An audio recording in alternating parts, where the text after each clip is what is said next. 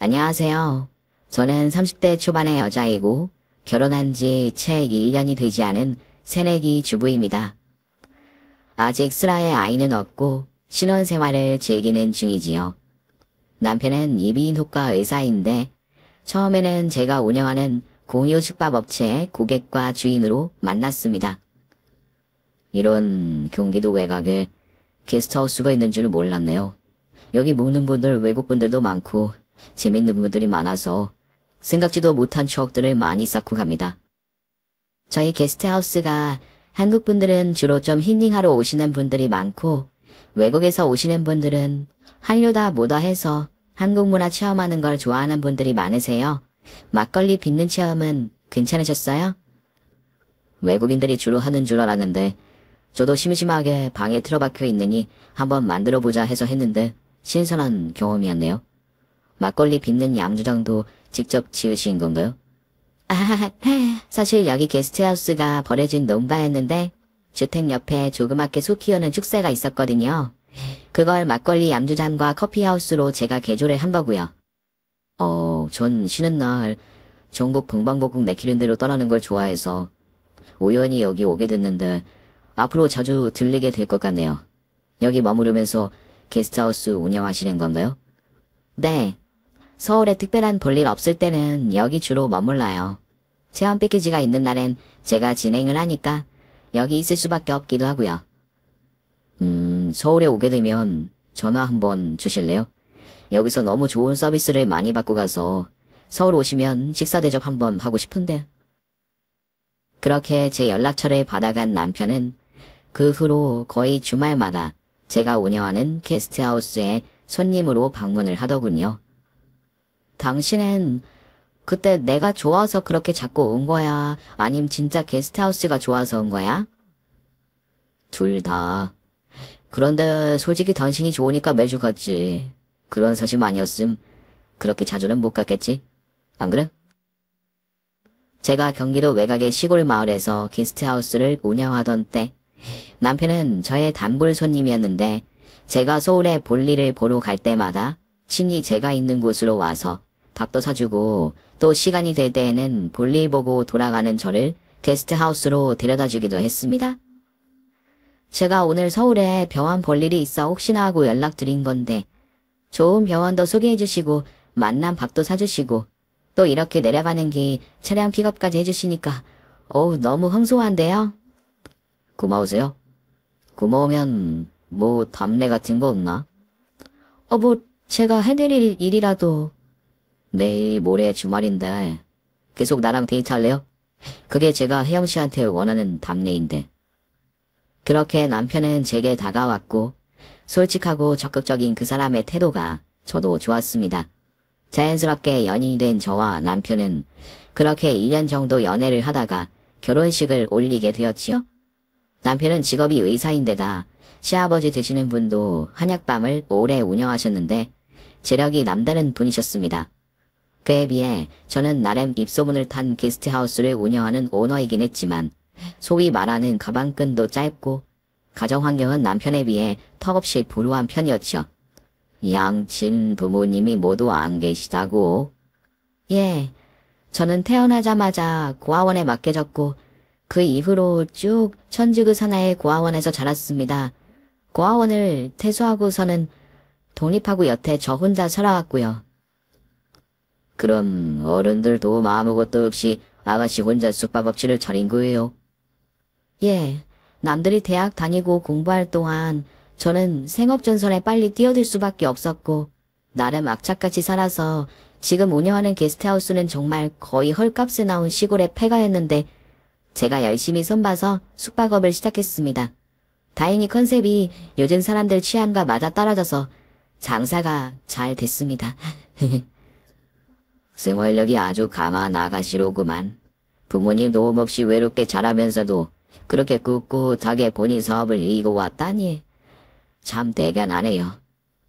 시아버지께서는 어찌 보면 무척 처지는 조건의 여자를 며느리로 데리고 온 것인데도 첫 만남에서부터 저를 좋게 봐주셨습니다. 부모님이 없는 고아라고 혹시나 결혼 반대를 하면 어떻게 할까? 솔직히 인사를 드리러 가기 전에 그런 고민을 많이 하던 저였는데 따뜻하게 저를 받아들여 주셔서 정말 너무 감사한 마음이었지요. 저희 시아버지가요. 사실은 오래전 사별을 했고 한 3년 전쯤 재혼을 하셨다고 합니다. 해서 현재 시어머니는 남편에게는 양어머니인 셈입니다. 시어머니를 처음 봤을 때 뭔가 시아버지와는 다른 인상에 좀 낯설고 당황했던 기억이 떠오르네요. 듣자 하니 고등학교도 졸업을 안 했다 들었는데 어떻게 우리 아들을 만난 거예요? 하는 일도 다르고 속해 있는 세계가 다른데 소개팅에서 만난 것도 아니라 들었는데 제가 운영하는 숙박업체에 동문 씨가 손님으로 와서 그렇게 처음 만나게 됐습니다. 딱히 특출나게 반반한 얼굴도 아닌데 어떻게 우리 동건이 마음을 홀렸을까? 네? 그게 무슨 말씀이신지. 남자들이 조건 안 보고 달려들 만큼 양비비 외모도 아닌데 우리 동건이 같은 남자가 댁 같은 아가씨와 결혼하겠다니 솔직히 좀 의아해서. 아, 뭐 이런 말 기분 나쁘게 듣지는 말아요. 내가 동건이를 낳고 기른 생모는 아니지만 신랑감으로 참 괜찮은 남자거든, 우리 사장님 아들이. 시어머니께서는 저와 둘만 있는 자리에서 그런 말씀을 하시는 겁니다.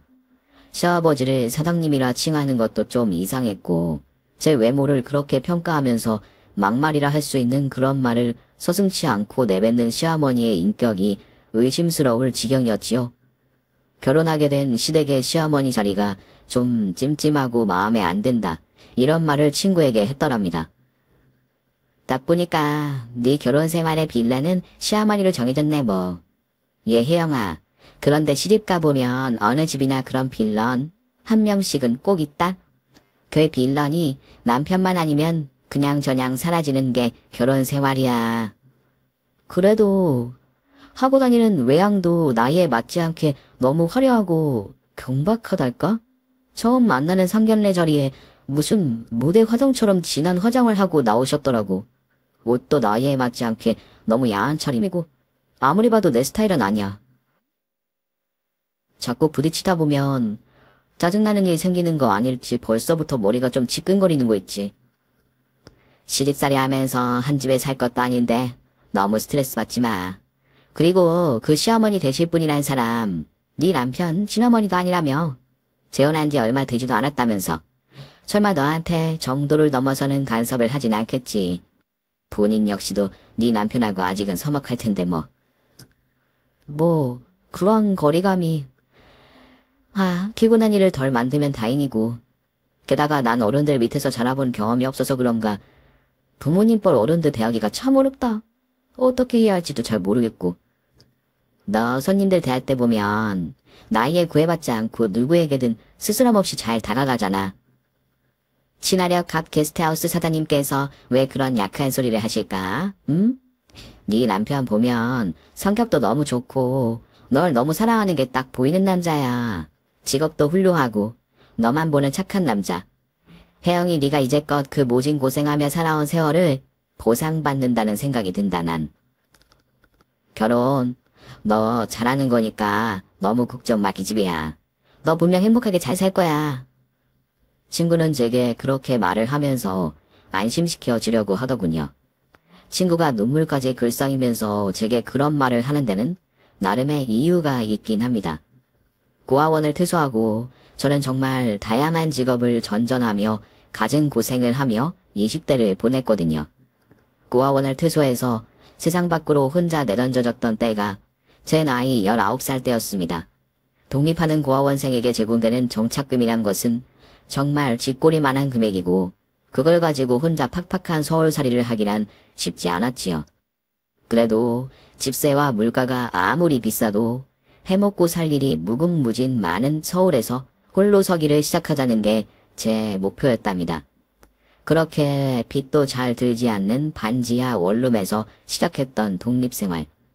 저는 고아원에서 나오며 나름 다부지고 단단한 꿈이 있었습니다. 성공한 사업가가 돼서 남부럽지 않게 사는 것. 그리고 빨리 기반을 잡아 좋은 남자를 만나 행복한 가정을 꾸리는 것. 사업을 성공해서 돈을 많이 벌게 되면 저처럼 주변에 도움 없이 홀로 서기 해야 하는 고아들을 도와주는 일도 하리라. 그런 목표를 세우고 정말 하루하루 악착같이 살았습니다.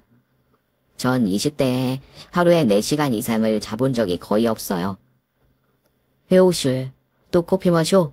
아, 그렇게 커피 들이붓다간 위 다 버리겠다. 가만 보면 카페인 중독이 따로 없다니까. 안 그럼 이 시간에 너무 졸려서 일을 못하거든요. 그렇게 밤잠 안 자면서까지 너무 무리하게 일하다 쓰러질라. 다행히 아직 젊어서 그런 일은 없네요. 암튼 젊은 아가씨가 참 지독하게 살아. 대단해. 아침부터 오후까지, 그리고 오후부터 새벽까지 아르바이트를 쉼없이 했고, 제가 겪은 아르바이트의 업종 역시 참 다양했답니다. 호프집, 서빙, 숙식이 제공되는 24시간 사우나 관리, 경락 마사지샵의 마사지사, 물류센터 운반 아르바이트, 봉제 공장의 야간 수작업, 모텔 객실 청소, 식당 보조에서 일반 가정집의 청소 메이드, 포장 이사 업체의 직원.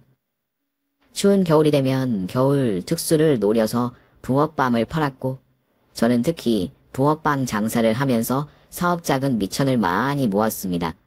예전가들에게 붕어빵 트럭이 별로 없어서인지 겨울 한철 장사이긴 해도 붕어빵 파는 일이 생각보다 이문이 많이 남더라고요. 저는 이렇게 닥치는 대로 일을 하며 제 나름의 열심히 돈을 모으면서 살아가고 있었습니다.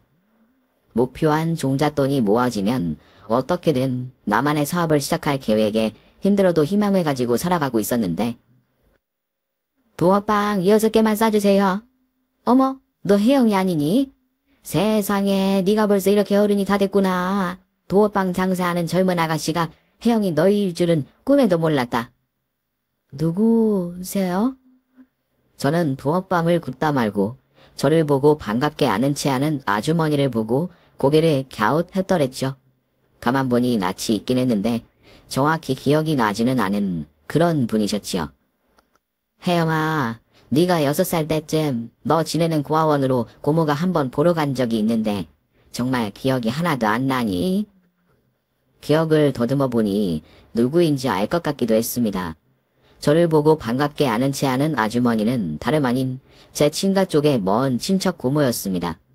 저의 친아버지는 제가 태어나고 얼마 안 있어 갑작스런 교통사고로 명을 달리하셨고, 제가 고아원을 지낸다는 것을 수소문을 통해 알게 된 먼 친척 고모가 아주 오래전 고아원으로 절 보러 한번 오신 적이 있어요.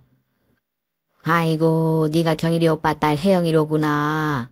오빠가 살아있었다면 널 절대로 이런 곳에서 지내게 하지 않을 텐데. 하늘도 무심하시지. 네 아빠는 이 고모에게 참 고마운 분이었는데 내가 오빠 생각하면 널 거둬야 마땅한데 나 사는 게 워낙 팍팍해서 널 데려갈 엄두가 안 나는구나. 어이구, 이 불쌍한 것. 그렇게 십수년 전 아빠의 먼 친척이라는 그 고모부는 고아원으로 절 찾아와 한참을 오시다 집으로 돌아가셨었지요. 가는 길에 저에게 10,000원짜리 몇 장을 쥐어주시면서 혜영아, 고모가 널 데려가지 못해서 참 미안하구나. 널 데려간다 한들 고아원만도 못한 대우받게 해줄 수가 없어. 널 못 데려간다. 후에라도 고모 형편이 풀리면 꼭 너를 데리러 올게. 엄마 아빠가 안 계셔도 밥 잘 먹고 꿋꿋하게 잘 생활해야 한다. 알았지? 그렇게 말씀하시면서 눈물을 글썽이며 돌아서 갔던 친척 고모였지요. 아, 고모, 저 이제 기억났어요. 옛날에 저 한번 보러 오셔서 용돈도 주시고 가셨죠? 그 후로도 몇 번 크리스마스니 어린이날에 절 보러 오셨던 것 같은데요. 기억 못해서 죄송합니다. 고모는 그 후로도 몇 번 저를 찾아와서 용돈과 선물 따위를 전해주고 가셨었지요.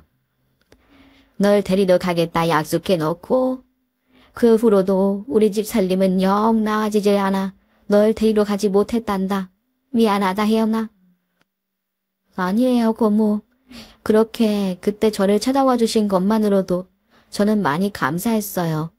지금은 고아원 퇴소해서 저 밥벌이는 하면서 잘 살고 있으니 걱정 마세요. 이렇게 씩씩하게 살고 있다니 참 대견하구나. 참 그런데 혜영아, 내가 최근 네 친모에 관한 소식을 전해 들었단다. 저희 친엄마요? 저는 그렇게 길거리에서 붕어빵을 팔다가 우연히 친척 고모를 만났고 그날 친엄마에 관한 소식을 처음으로 들을 수 있었습니다. 듣자 하니 네 엄마가 경산 쪽에서 다락방인가 뭔가를 하며 산다던데. 가만히 있어보자. 아 그래, 여기가 거기 주소야. 네 엄마가 일하는 곳이라고 하니 한번 찾아가 보는 게 어떻겠니? 친척 고모가 전해준 주소를 받아들고 저는 한참이나 멍하니 아무런 생각을 할 수 없더군요. 이제껏 살아오며 한 번도 연락이 닿지 않았던 친엄마인데 이제 와서 찾아가 보는 것이 무슨 소용일까? 무슨 의미가 있을까? 그런 생각이 들었습니다. 고모가 집으로 돌아가고 그날 장사를 파하고 집으로 돌아와 자리에 누웠는데 늦게까지 잠이 한숨도 오지 않았어요. 엄마는 무슨 사연이 있길래 여태껏 날 한 번도 찾지 않는 것일까? 버젓이 목숨 부지하고 살고 있으면서 날 먼저 찾지도 않는 엄마를 내가 먼저 찾는 게 도리일까? 그래도 날 낳아준 친엄마인데 얼굴이라도 한번 봐야 하지 않을까? 그 옛날 나를 낳고 왜 고아원에 맡길 수밖에 없었는지 변명이라도 한번 들어봐야 하지 않을까? 여러 가지 생각들이 들쭉날쭉 내 머릿속을 왔다 갔다 했고 저는 그날 처음 생전 마시지도 않는 소주를 편의점에서 사다가 반병이나 혼자 비웠습니다. 시기가 오르면서도 머릿속은 되려 점점 말짱해지더군요. 이렇게 속을 끓일 거 이왕 내 친엄마라는 사람 얼굴이나 한번 보고 오자.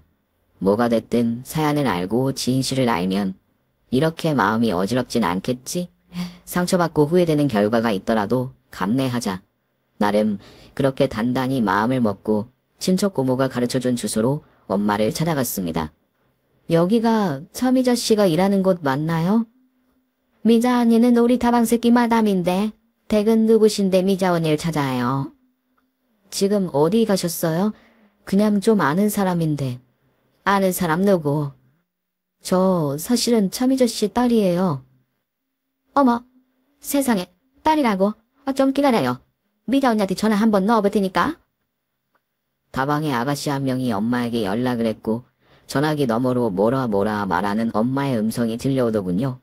그럼 처음부터 언니 딸다고 하지 왜 그냥 아는 사람이라 그랬어? 난 또 모르던 빚쟁이가 언니라도 찾아온 줄 알았잖아. 미자 언니가 좀 멀리 외근 비슷한 걸 나가서 내일이나 돼야 오는데 하루 자면서 천천히 기다려요. 괜찮죠? 예정에 없던 일이었으나 뭐 하루 기다리면 엄마를 볼 수 있다고 해서 저는 일단 그렇게 하기로 했습니다. 아가씨는 커피 좋아해? 아님 주스? 우리 다방은 쌍화차가 유명한데 아가씨들은 그런 거 안 좋아하잖아. 그냥 커피 주세요. 그렇게 커피를 마시며 다방 의자에 앉아있는데 한참 있다 그 다방 레지 아가씨가 종이 한 장을 들고 구두 또각거리는 소리를 내며 제게 다가오더군요. 이거 동사무소에 제출할 서류인데 미자 언니가 그러는데 내일 오면 당장 아가씨를 자기 호적에 올리겠다네요. 그러니까 아가씨 인적사항하고 기본 개인정보 거기다 좀 작성해줘요. 엄마가 저를 호적에 올리신다고요? 아까 나랑 미자 언니랑 통화하는 거 못 들었어? 다 들었잖아. 미자 언니가 그쪽 딸이 왔다니까 막 펑펑 울면서 당장 호적에부터 올리겠다고 난리잖아. 그니까 거기 서류에 아가씨 정보나 작성해요. 저는 그렇게 좀 멍하니 벙벙한 상태에서 다방레지 아가씨가 주는 서류에 제 정보를 적어 넣었지요. 설마 그 종이 한 장이 저에게 엄청난 배신과 고통의 족쇄가 되어서 돌아올 거라고 그땐 꿈에도 생각하지 못했습니다. 다음날이 되었고 저는 또 한참을 엄마를 기다렸어요. 그런데 저녁 나절이 되도록 엄마가 나타나지 않는 겁니다. 저희 엄마 오늘 돌아오신다고 하지 않았어요? 벌써 저녁 7시인데. 아 미안해 아가씨. 아까 미자 언니 전화 받고 말해준다는 걸 깜빡했네. 미자 언니가 볼일 보러 간 곳에서 급한 일이 생기는 바람에 한 일주일 더 거기 있다 와야 한대. 아가씨한테 미안하다고 전해달라네. 아가씨 집 주소 좀 적어놓고 가요. 미자 언니가 따로 아가씨 보러 찾아간다니까. 제 집 주소는 어제 적으라고 저 주신 서류에 다 적었는데요. 아 차차 내 정신 좀 봐. 아 그럼 얼른 서울 올라가 봐요. 더 늦기 전에. 암튼 여기서 차일피 기다리느라 고생 많았어. 저는 그렇게 찾아간 지방 시골 구석의 다방에서 엄마 얼굴을 보지도 못하고 다시 서울로 돌아왔습니다. 20대 초반이던 저는 그때 그런 모든 상황과 말들을 순진하게도 철석같이 믿었답니다. 엄마가 출장 갔다는 말도, 날 보러 서울에 오겠다는 말도, 그리고 날 호적에 올리겠다는 말도 모두 진짜라 생각했고 서울로 돌아가 매일같이 엄마를 기다렸지요. 그런데 며칠 후 저를 찾아온 연락은 엄마의 기별이 아니었습니다. 휴대폰 문자로 대뜸 제가 대출을 받았다는 문자가 왔고 저는 깜짝 놀라 문자가 온 번호로 전화를 했지요. 박희용 씨 명의로 카드론 대출 2천만 원 받으셨는데요. 아니 그게 무슨 말씀이세요? 저는 대출 신청을 한 적이 한 번도 없는데요. 개인정보 내역 확인해보면 박형 씨 명의로 대출받은 게 확실합니다. 대출받은 금액은 차미자 씨 통장으로 바로 이체가 되었는데 모르셨어요? 차미자 씨 통장으로 이체가 되었다고요? 네, 통장 내역 확인해보세요. 차미자 씨가 지인이신가요? 네, 저희 엄마예요. 그럼 일단 모친분께 확인부터 해보시는 게 좋겠네요.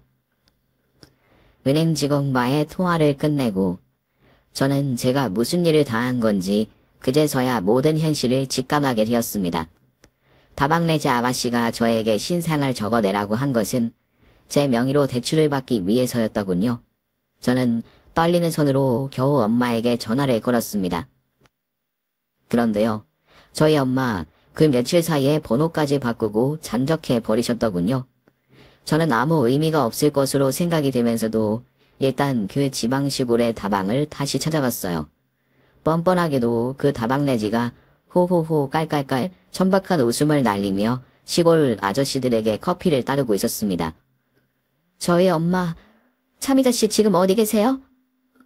드디어 역에 다시 행차하셨네. 하긴 뭐 한번 찾아올 거라 생각은 했어. 우리 엄마 서울로 절 찾아올 거라더니 휴대폰 번호도 바뀌고 아예 전화는 받지도 않네요? 저한테 개인정보 적어서 내라고 한 거 대출 받으려고 그런 거예요? 아가씨, 나한테 큰소리치고 따지는 그 심정은 이해가 가는데 엄밀히 말하면 나도 피해자니까 그렇게 가지미는 하고 쳐다보면서 따질 생각 마. 그게 무슨 말씀이세요? 저희 엄마 볼일 보러 갔다는 거, 저 호적에 올린다는 거, 그거 다 거짓말이죠. 우리 엄마 지금 대체 어디 있어요? 제 이름으로 대출까지 받고 이거 완전 사기잖아요. 내가 이런 말까진 안 하려고 했는데 아가씨 하는 양이 너무 안 돼 보여서 솔직하게 말해줄게. 그쪽 엄마 나한테 1,000만 원 넘게 빚이 있었어. 자기 딸 나타났다고 그날 전화하니까 나한테 시키더라. 호적에 올릴 거라고 하고 그쪽 정보 넘겨받아서 일단 대출받아 자기 빚 해결하라고. 난 그쪽 엄마가 하라고 한 대로 한 것뿐이야. 저희 엄마가 제 이름으로 대출을 받으라고 그렇게 시켰단 말씀이세요? 그래. 나도 내 고가 석탄데 빚은 돌려받아야겠고 어쩌라고. 그리고 말이 나와 말인데 뭐 그런 여자를 말끝마다 엄마 그렇게 불러. 참이다 그 여자. 솔직히 엄마 자격 1도 없는 여자야. 나도 부모복 더럽게 없이 자랐지만 그쪽도 참 만만치 않게 팍복하네. 아이, 이거 30만 원이야. 참이자한테 이자로 받은 건데 그쪽이 하도 가여부여. 이자 30은 안 받은 셈 치겠어. 이거라도 가지고 가고 다신 참이자인지 뭔지 아는 그쪽 엄마란 여자와 연락할 생각하지 말고 살아. 살다 보니 연 끊고 사는 부모 자식이 더 나은 경우도 있더라. 그럼 그렇게 엄마는 빚 해결하고 다시 떠나신 건가요? 그래. 나한테 빚 때문에 어쩔 수 없이 여기 시골 구석 다방에 매여있던 여잔데 빚 해결된 마당에 뭐하러 여기 있겠어.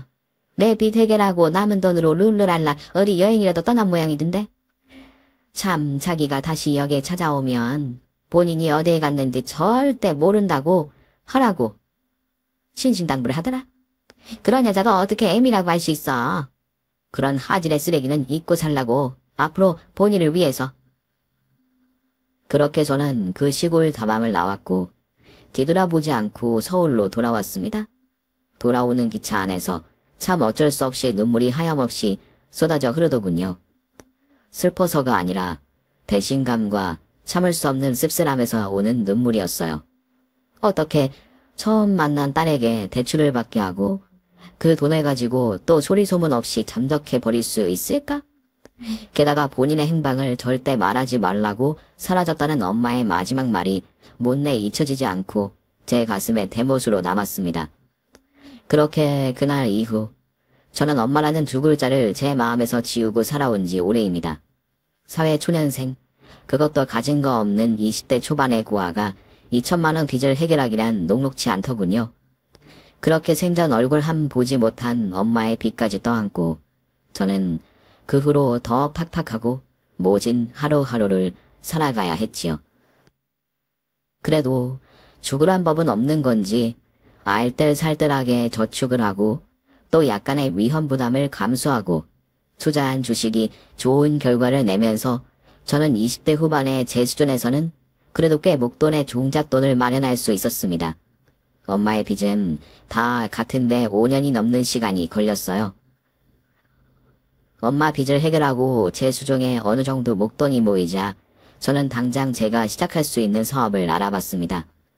그 당시 한창 힐링 열풍이 불고 불멍이니 물멍이니 이런 말이 유행하며 사람들이 복잡한 도심을 떠나 한적한 곳에서 1년 살기, 한 달 살기 열풍이 시작되던 때였죠. 저는 제 자금 수준에 맞는 서울 근교 외곽의 폐가들을 알아보러 부지런히 발품을 팔고 다녔습니다. 그 결과 말도 안 되는 싼 가격에 폐가 한 채를 구매했고 수리비가 더 많이 들긴 했지만 그래도 제가 가진 예산에서 집을 개조해 게스트하우스를 오픈하게 되었던 겁니다. 서울에서 그리 멀지 않은 한적한 교호 외의 게스트하우스였고 막걸리 만드는 체험과 커피 볶는 체험을 함께 결합해서 숙소를 운영했고 반응은 기대 이상으로 폭발적이었습니다.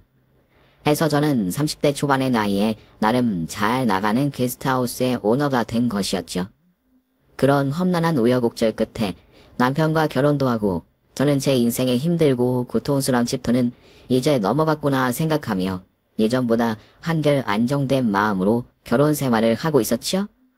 그러던 어느 날이었습니다. 어버이날을 맞아 시부모님을 모시고 식당에서 식사를 하고 시댁으로 잠시 차를 마시러 들른 저녁이었습니다. 밥도 잘 먹었으니 새애기가 과일 가까울래? 하길래 저는 예 대답을 하고 시댁의 부엌으로 들어갔습니다. 냉장고에서 과일을 꺼내 씻고 과일을 다 깎은 다음 접시에 담았는데 과일용 조그만 포크가 보이질 않더군요. 부엌 찬장에 있으려나 싶어서 시댁의 부엌 찬장을 열었는데 그 안에서 웬 종이 한 장이 펄럭하며 바닥으로 떨어지는 겁니다. 뭐지? 싶어 종이를 집어 찬장에 다시 집어 넣으려다 저는 기함을 하고 말았습니다. 그리고 그 종이의 정체를 확인한 순간 저는 정말이지 입에 개거품을 물며 집 밖으로 뛰쳐나오고 말았네요. 당신 지금 어디야? 과일 깎으러 부엌에 들어간 사람이 그렇게 갑자기 화물차사로 사라져버리면 어쩌자는 거야? 여보, 나 지금 너무 경황이 없어서 대체 무슨 말부터 해야 할지 모르겠다. 어떻게 대체 이런 일이 내게 벌어질 수 있는 거니? 나 살아오면서 그렇게 못된 짓 하면서 산 것도 없는데 왜 자꾸 이런 일이... 혜영아, 너 무슨 일이야? 무슨 일인지 사실대로 말해. 지금 자기 어디에 있어? 자기 있는 대로 당장 갈 테니까 거기서 기다려. 나 지금 가슴이 너무 답답해서 한눈 고수부지에 있어. 좀 마음이 정리되면 집으로 들어갈 테니까 당신도 일단 집으로 와. 남편은 깜짝 놀란 얼굴로 집으로 당장 돌아왔고 전 남편에게 모든 사실을 얘기했습니다. 제가 그렇게 과일을 깎다가 개거품을 물고 시댁을 뛰쳐나오게 된 일의 전말은 사실 그랬습니다. 절 기함하게 만든 그 시댁 부엌 찬장의 종이는 친자 확인 검사 결과지더군요. 그 결과지에는 저와 시어머니가 친모녀일 확률이 99.999%라고 나와 있었어요. 여보, 당신 새어머니가 알고 보니 내 친엄마였어. 2달 전 어머님 생신에 내가 어머님 모시고 우리 둘만 온천 여행 다녀왔잖아. 아마 그때 나 몰래 내 머리카락이든 뭐든 치치해 가서 그런 검사를 혼자 하신 것 같은데, 암튼 지금 그런 게 중요한 게 아니라 말도 안 되는 혈안으로 얽힌 상황에 당신과 내가 부부관계로 꼬여있다는 거야. 부부관계로 꼬이다니? 그게 무슨 마물이야. 우리가 뭐 이런 사실을 알고 결혼한 것도 아니고. 근래 들어 당신 새어머니가 말도 안 되는 일로 내 트집 잡고 욕할 때 뭔가 이상하다 생각은 들었어. 친딸이 내가 며느리로 한 집에 있는 거 본인이 생각해도 말 안 되니까 자꾸 트집 잡으면서 날 내치려고 생각했던 걸까? 자기를 내치다니. 말도 안 돼. 엄마라는 여자와 얽힌 악연. 난 여기까지 하고 싶어. 더는 내 엄마라는 여자와 어떤 일로든 엮이고 싶지 않아. 당신이 괜찮다면 우리 부부관계 여기서 정리하자. 이런 막장 같은 족보로 결혼 생활을 유지할 순 없는 거잖아, 안 그래? 혜영아, 너 그게 무슨 말이야? 네 친엄마는 어떤 사람인지 너한테 얘기 듣고 내가 다 알고 있는데, 그런 엄마 자격도 없는 사람 때문에 나하고 이혼하겠다는 거야 지금? 그럼 어떻게 해? 친엄마를, 어찌됐든 이전적으로 친엄마인 저 여자를 평생 나보고 시어머니로 모시고 살란 얘기니? 갓 성인이 된 날 대상으로 대출까지 받고 잠적했던 여자야. 평생 보고 싶지 않은 얼굴을 가족으로 두고 같이 살 수는 없어. 혜영아, 정리를 해도 우리가 정리하는 건 경우가 아닌 것 같다. 이왕 상황이 이렇게 된 거 모든 사실을 아버지한테 다 말씀드리겠어? 여보. 그렇게 남편은 모든 사실을 시아버지께 이실직고했고, 사건의 전말을 모두 알게 된 시아버지는 노발대발하셨습니다. 당신, 이런 모든 기막힌 사실을 대체 언제까지 숨길 셈이었어? 그런 꿍꿍이가 있어서 얼마 전부터 무려 며느리 험담을 내 앞에서 했던 거야. 나라고 저 애가 내 친딸인 걸 알고 며느리로 받아들였겠어요? 이름이 같아도 설마 했는데 혹시나 하고 진작 확인 검사를 해봤던 거고, 나도 그런 결과 받아들고 얼마나 억장이 무너졌겠냐고요? 나한테는 당신 분명 홀몸이라고 하지 않았어. 결혼했다가 한 번 실패한 적은 없지만 딸린 자식 없다고 그렇게 강조를 하더니 이게 대체 무슨 사달이야? 이왕 이렇게 된 거 어차피 당신 아들 내외 자식이 있는 것도 아닌데 이참에 갈라서게 하는 게 지금 그게 말이야 막걸리야? 난 며느라의 직무에 관해 동거자한테 들어 어느 정도 알고 있어. 친딸에 관해 그런 몰상식한 사기를 저지른 여자가 대체 누굴까? 만나본 적도 없는 며느라의 친모를 혐오했는데 인간적으로 파탄인 그런 사람이 당신이라니 내 배신감을 대체 알기라 해. 아니 여보, 내가 그때는 상황이 정말이지 너무 잘 바뀌어서 자식이 있으면서 없다고 거짓말한 것까진 그렇다 치겠어. 그런데 남도 아니고 자기 친자식을 대상으로 그런 안면몰수의 사기를 저지른 당신, 너무 무섭고 낯설게 느껴지는군. 앞으로 우리 관계는 시간을 두고 다시 생각해봐야겠어. 당신과 한 집에 사는 게 불편하니 적당한 거처가 정해지는 대로 내 집에서 나가주면 고맙겠구만. 그렇게 시아버지의 태도는 완강하셨고 울며 불며 친엄마가 매달렸지만 시아버지의 돌아선 마음은 다시 돌아오지 않았습니다. 그렇게 시아버지와 시어머니, 제 친엄마의 이혼 소송이 시작되었어요. 이혼 소송이 시작되고 얼마 안 있어 저는 정말 황당한 일을 겪었습니다. 연락 없이 대뜸 친엄마가 저를 찾아와 한다는 말이 딸린 자식이 있는 상황도 아니고 네가 엄마를 위해서 양보해줄 수도 있는 상황 아니냐? 내가 얼마나 모진 세월을 겪으며 겨우 만난 동반자인데 너 지금이라도 네 남편과 정리만 하면 내가 이렇게 이혼 소송까지 당할 이유도 없는 거잖니? 지금 저한테 엄마라고 하셨어요? 당신이 언제부터 저한테 엄마였던 건가요? 멀쩡히 같은 하늘 아래 살면서 고아원에서 제가 그렇게 힘들게 지낼 때 저 한번 보러 오지 않던 분이세요. 전 하도 저를 찾으러 오지 않길래 어느 순간 엄마가 이 세상 사람이 아닌가 생각하며 미안을 삼았었는데 그것도 아니더군요. 내가 먹고 살기 오죽박박했으면 그랬겠니?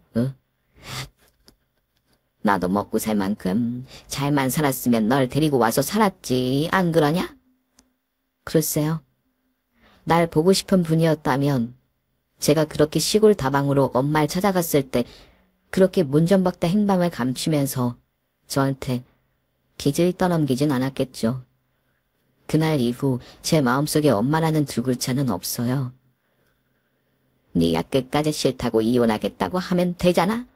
넌 젊고 네 밥벌이도 잘하는데 꼭 지금 남편과 살지 않아도 얼마든지 더 좋은 남자 만날 수 있다나. 엄만 이번 재혼이 엄마 인생에 남은 마지막 기회라고. 저한테 그렇게 소리 지르지 말아요. 정말 너무 파렴치해서 더 듣고 있기 힘드네요. 그리고 시아버님은 제가 남편과 정리하겠다고 말씀드렸었지만 그러지 말라 하셨어요.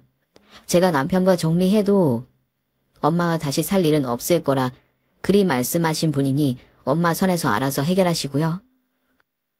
이만 제 집에서 나가주세요. 저는 그렇게 말하곤 현관문을 닫아버렸습니다. 어떻게 저런 사람이 날 낳은 엄마라 할 수 있을까? 참을 수 없는 배신감과 분노에 마음고생을 하던 어느 날 시아버님이 씩씩거리며 전화가 온 겁니다. 예, 혜영아, 너 지금 바쁘니? 아니에요, 아버님. 근데 갑자기 무슨 일이세요? 다름이 아니라 네 시어머니, 아니 친엄마, 이거 참 호칭을 뭐라 해야 할지 모르겠구나. 그 여자와 이혼 소송 중에 너무 기막힌 일을 알게 됐다. 기막힌 일이라니 그건 또 대체 무슨 말씀이세요? 알고 보니까요. 시아버지와 시어머니, 저희 친엄마의 이혼 소송을 준비하던 로펌에서 친엄마의 범죄 사실을 알게 되었다고 합니다. 저희 친엄마가 알고 보니까 사기 쪽으로 전과 7범이 넘는 전과자였던 겁니다. 시아버지는 그런 사실을 전혀 모르고 재혼을 결심하셨던 거고요. 엄마는 차 미자에서 차 수령으로 이름까지 개명을 하고 지내왔고 그래서 전 더 친엄마의 존재를 눈치채지 못했던 겁니다. 골프 모임에서 만난 여자가 네 친어머니였는데 그런 사람인 줄 모르고 내 남은 인생의 동반자로 선택한 내 불찰이다. 너에게는 또다시 가슴 아프고 씁쓸한 일이 아닐 수 없지만 어찌 보면 전화 위복, 이번 일을 계기로 저 사람에 대한 검증을 할 수 있었던 거니 다행이란 생각도 들고 참, 그런데 네 심정이 말이 아니겠구나. 부엌 찬장에서 그런 종이를 발견하고 저도 너무 충격이 컸습니다. 저는 오래전에 엄마란 존재에 관해 지우고 살아왔기에 다시 엄마를 제 생전에 만날 일은 없을 거라 생각했는데 이런 인연으로 얽힐 줄은 꿈에도 몰랐어요. 일단 벌어진 일은 어쩔 수 없는 법이니까 힘들겠지만 너도 안 좋은 일들은 빨리 마음에서 지우려무나. 이혼 소송이 마무리됐고 그 사람과 나는 이제 남남이다. 어떤 구실로도 너 역시 그 사람을 다시 볼 일은 없겠지. 그렇게 시끄러운 송사가 마무리되고 시아버지는 시어머니와 이혼이 성립되었습니다. 과거에 관한 여러 가지 기만으로 시어머니는 유책 사유자가 되었고 위자료도 거의 받지 못하고 이혼당하는 결과를 초래했지요. 그렇게 거의 맨몸으로 쫓겨나다시피 시아버지와 이혼당한 친엄마였습니다. 그 후 친엄마는 시골의 먼 친척집으로 내려가 하루하루 일용직을 전전하며 생활을 꾸려간다는 소식을 아주 오랜 시간이 흐른 후에 친척 고모에 의해 듣게 되었네요. 시간이 흘러 저는 쌍둥이 아이의 엄마가 되었어요. 집안의 복잡한 문제가 해결되고 난 뒤 찾아온 기쁜 소식이었지요. 임신을 하고 나서 저는 과거의 나쁜 일들은 최대한 생각하지 않으려고 노력하고 태교도 부지런히 하고 사업도 열심히 꾸려갔습니다. 남편과 시아버지도 곁에서 저를 살뜰히 신경 써주는 바람에 저는 무탈하게 쌍둥이 남매를 건강하게 출산했어요. 아기를 낳고 보니까 또 어쩔 수 없이 저에게 그렇게 모질게 행동한 친엄마 생각이 이따금씩 나더군요. 야, 어쩜 네 아들, 딸들은 엄마 아빠를 한 명씩 이렇게 쏙 빼닮았니? 그런데 산후조리 하는 거 안 힘들어? 친정엄마, 시어머니 두 분 다 안 계셔서 네가 많이 힘들겠다 얘. 시아버지가 아기 돌봐주시는 이모님 불러주셔서 괜찮아. 그리고 엄마가 되고 보니까 힘들어도 예전보다 훨씬 행복해. 그런데 있잖아. 엄마가 되니까 더 알겠어. 자식을 버리고 배반하는 일이 얼마나 있을 수 없고 나쁜 일인지. 혜영아, 지금도 마음이 많이 힘드니? 솔직히 완전히 잊었다고는 말 못하겠어. 아기 낳고 엄마가 되고 보니까 우리 아이들 천진하고 사랑스러운 얼굴을 들여다보고 있다 보면 그 여자가 더 이해가 안 되니까. 이해할 수 없는 일들은 그냥 지우는 게 어떠니? 이제 네가 좋은 엄마가 되는 일만 해도 엄청 벅차고 바쁜 일인데 안 그래? 그래, 네 말이 100번 맞는 말이다. 내가 너처럼 현명한 친구를 둔 게 참 복이다 복. 저는 친구의 말을 듣고 제 마음의 응어리를 좀 가벼운 마음으로 다스리기로 했습니다. 이해할 수 없는 일은 지우는 게 현명하다. 친구의 그 말이 저에게 필요한 처신 같다는 생각이 들더군요. 쌍둥이 육아가 보통 일이 아닌지라 자연스레 엄마와 관련된 기억은 제 기억에서 차차 희미해져 갔습니다. 쌍둥이 남매의 돌잔치를 치르고 얼마 지나지 않은 날 시아버지께서는 저를 불러 그런 말씀을 하시더군요. 혜영아, 이제 애 엄마가 되었으니 사업은 그만 접을 생각이냐? 아니에요 아버님. 아이들 조금 있으면 어린이집 다닐 수 있게 될 거고 그럼 바로 다시 숙박업 제대로 해볼 생각인걸요? 그래서 말인데 이참에 재산 상속 절차를 마무리하려고 한다. 나도 나이가 있고 한시라도 빨리 절차를 마무리하는 게 세금도 감면이 된다고 하고 동군이야 회사로 밥벌이 하는 애니. 돈 굴리는 것과는 무관한 일이고 내가 평생 모은 자산을 해서 네 명의로 상속해 주려고 한다. 그 자본을 바탕으로 네가 하는 사업을 좀 더 크게 해보려 뭐라. 아버님, 제가 아무리 아버님 며느리지만 어떻게 저를 믿고 그런 큰 결심을 하셨어요? 너는 가진 거 하나 없는 무일푼에서 지금 게스트하우스 오너가 된 사람이잖니. 그럼 자본이 바탕이 되면 더 크게 사업을 잘 이룰 게 분명하고 아들, 딸, 쌍둥이를 우리 집에 안겨준 고마운 며느리인데 그 정도 보상을 내가 해주고 싶은 마음도 있구나. 아버님, 정말 감사합니다. 아버님 실망시켜드리지 않게 저 한번 정말 열심히 해볼게요. 그렇게 시아버지의 지원으로 저는 그렇게 제 수건이던 호텔업에 도전할 수 있게 되었습니다. 시아버지께서는 평생 이름난 한약방을 운영하신 재력가셨고 그 이산들을 제게 상속해 주셔서 저는 거금의 사업 자금을 마련하게 된 거였지요.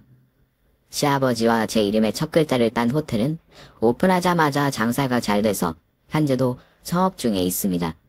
각 객실마다 특화된 컨셉으로 차별화된 인테리어를 했고 애견 인구가 많은 요즘의 트렌드를 반영해서 호텔 옆에 부지에 따로 조인으로 운영하는 애견 호텔도 함께 운영을 하는데 이런 특별함이 애완동물을 동반하고 여행하는 사람들의 니즈를 만족시켜서 소위 말하는 대박이 난 거지요. 매출 실적이 좋아서 남편의 연봉보다 제 연봉이 곡절은 되는 요즘입니다. 역시 내가 사람 보는 눈이 있구나. 아들이 아니라 며느리에게 유산을 상속한다고 주변에 욕하는 사람들이 있었는데 그런 말 하던 친구들이 입이 쏙 들어갔단다. 능력 있고 착한 며느리를 맞았다고 다들 부러워 죽겠다는구나.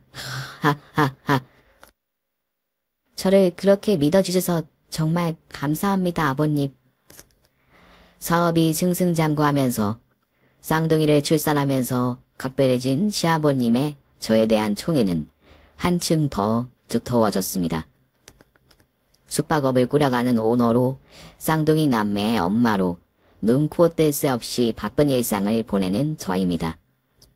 요즘 가만 보면 아버님이 나보다 더 당신을 신뢰하시는 것 같아. 주식 정보를 저번엔 아버님께 좀 여쭤봤더니 나한테 뭐라고 하시는 줄 알아? 뭐라고 하셨는데? 괜히 설치고 다니면서 당신이 열심히 벌어오는 돈 까먹을 생각 말라고 하시더라고. 네 참. 누가 들으면 난 집에서 노는 사람인 줄 알지. 나도 코피나게 열심히 일하는 명색이 의사인데 말이야. 아하하, 아버님이 농담하신 거지 뭐. 요즘 주식시장 불안정하고 재미봤다는 사람보단 손해봤다는 사람이 더 많잖아. 나도 벌고 당신도 벌고 맞벌이 하면서 이만하면 충분히 버는데 머리 아프게 주식까지 하려고 하지 마.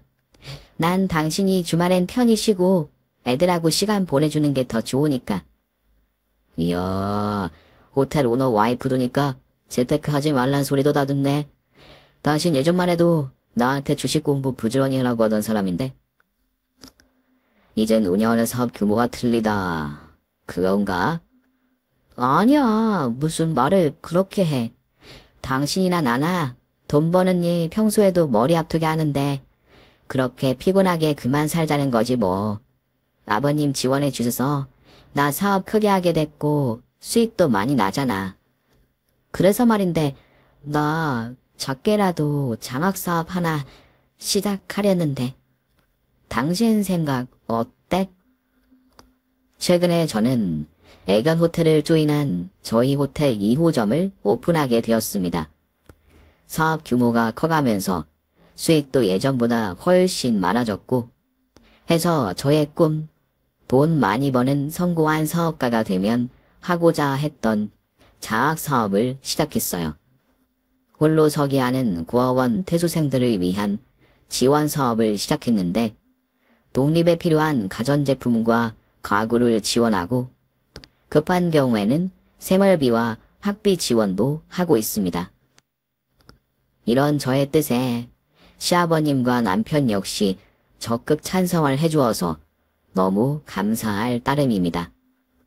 사업하랴, 쌍둥이 남매 돌보랴, 눈코 뜰 새 없이 바쁜 요즘이지만 마음만은 정말 행복합니다. 저는 생각해보니 제 꿈을 모두 이루었어요. 성공한 사업가가 되었고 단란하고 행복한 가족도 생겼으니까요. 제게 주어진 이 행복에 감사하는 마음으로 하루하루 더 열심히 살고 선한 영향력을 하나라도 더 베풀 수 있는 사람으로 남은 생을 보내고 싶습니다. 여러분의 가정에도 행운과 사랑이 가득하시기 기원합니다. 긴 얘기 들어주셔서 정말 감사합니다. 오늘 준비한 사연은 여기까지입니다. 재미있게 들으셨다면 구독과 좋아요, 알림 설정까지 눌러주세요. 그럼 저는 다음 사연으로 찾아뵐게요. 오늘도 건강하고 행복하세요.